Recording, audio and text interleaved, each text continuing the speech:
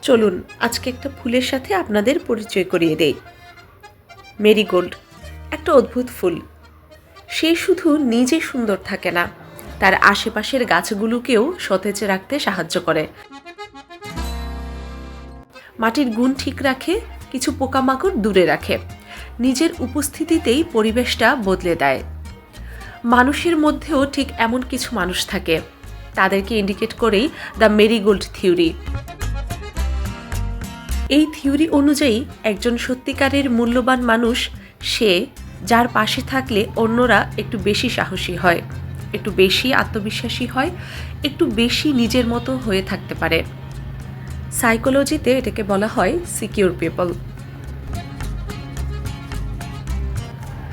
এবার বলুন, কারো জীবনে আপনার উপস্থিতি কি মেরিগোল্ডের মতো, নাকি উন্নতির পথে বাধা দেওয়া একটা বিষাক্ত মানুষের মতো?